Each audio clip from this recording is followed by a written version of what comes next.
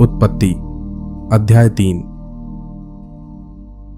यहोवा द्वारा बनाए गए सभी जानवरों में सबसे अधिक चतुर सांप था। वह स्त्री को धोखा देना चाहता था।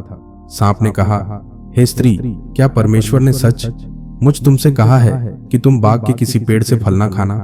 स्त्री ने कहा, नहीं, परमेश्वर ने यह नहीं कहा।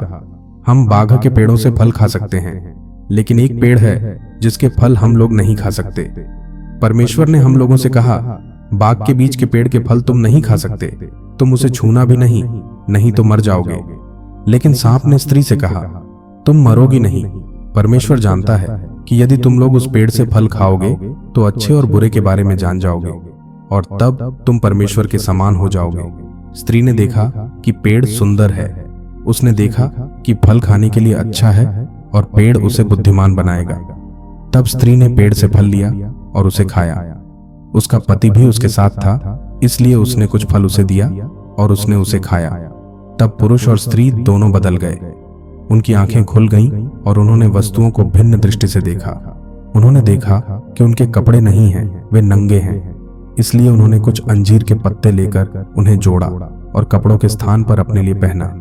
तब पुरुष और स्त्री ने दिन के ठंडे समय में यहोवा परमेश्वर के आने की आवाज बाग में सुनी। वे बाग में पेड़ों के बीच में छिप गए। यहोवा परमेश्वर ने पुकार कर पुरुष से पूछा, तुम कहां हो? पुरुष ने कहा, मैंने बाग में तेरे आने की आवाज सुनी और मैं डर गया। मैं नंगा था, इसलिए छिप गया। यहोवा परमेश्वर ने पुरुष से पूछा, तुम्हें किसने बताया कि तुम नंगे हो? तुम किस कारण से शर्माए? क्या तुमने उस विशेष पेड़ का फल खाया जिसे मैंने तुम्हें न खाने की आज्ञा दी थी? पुरुष ने कहा, तूने जो स्त्री मेरे लिए बनाई उसने उस पेड़ से मुझे फल दिया और मैंने उसे खाया। तब यहोवा परमेश्वर ने स्त्री से कहा, यह तूने क्या किया? स्त्री ने कहा, सांप ने मुझे धोखा दिया।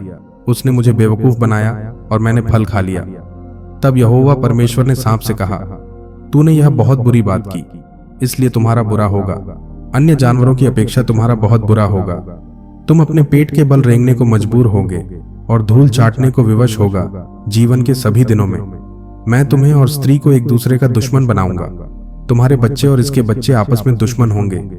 तुम इसके बच्चे के पैर में डसोगे और वह तुम्हारा सिर कुचल देगी। तब यहोवा परमेश्वर ने स्त्री से कहा, मैं तेरी गर्भावस्था में तुझे बहुत दुखी करूंगा और जब तू बच्चा जनेगी तब तुझे बहुत पीड़ा होगी।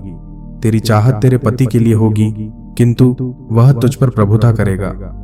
तब यहोवा परमेश्वर ने मनुष्य से कहा, मैंने आज्ञा दी थी कि तुम विशेष पेड़ का फल न खाना, किंतु तुमने अपनी पत्नी की बातें सुनी और तुमने उस पेड़ का फल खाया। इसलिए मैं तुम्हारे कारण इस भूमि को शाप देता हूं, अपने जीवन के पूरे काल तक उस भोजन के लिए जो धरती देती है। तुम्हें कठिन मेहनत करनी पड़ेगी। तुम उन पेड़ पौधों को खाओगे जो खेतों में उगते हैं, किंतु भूमि तुम्हारे लिए कांटे और खर पतवार पैदा करेगी। तुम अपने भोजन के लिए कठिन परिश्रम करोगे। तुम तब तक परिश्रम करोगे जब तक माथे पर पसीना ना आ जाए। तुम तब तक कठिन मेहनत करोगे जब तक तुम्हारी मृत्यु ना आ जाए। उस समय तुम दोबारा मिट्टी बन जाओगे। जब मैंने तुमको बनाया था तब तुम्हें मिट्टी से बनाया था, और जब तुम मरोगे तब तुम उसी मिट्टी में पुनः मिल जाओगे। आदम ने अपनी पत्नी का नाम हब्बा रखा, क्योंकि सारे मनुष्यों की वह आदि माता थी। यहोवा परमेश्वर ने मनुष्य और उसकी पत्नी के लिए जानवरों के चमड़ों से पोशाक बनाई। तब यहोवा ने ये पोशाक उन्हें दी। यहोवा परमेश्वर ने कहा, देखो, पुरुष हमारे जैसा हो गया है। पुरुष अच्छाई और बुराई जानता है, और अब पुरुष जीवन के पेड़ से भी फल ले सकता है। अगर पुरुष उस फल को खाएगा तो सदा ही जीवित रहेगा। तब यहोवा परमेश्वर ने पुरुष को अदन के बाग छोड़ने के लिए मजबूर किया। जिस मिट्टी से आदम बना था, उस पृथ्वी पर आदम को कड़ी मेहनत करनी पड़ी। परमेश्वर ने आदम को बाग से बाहर निकाल दिया।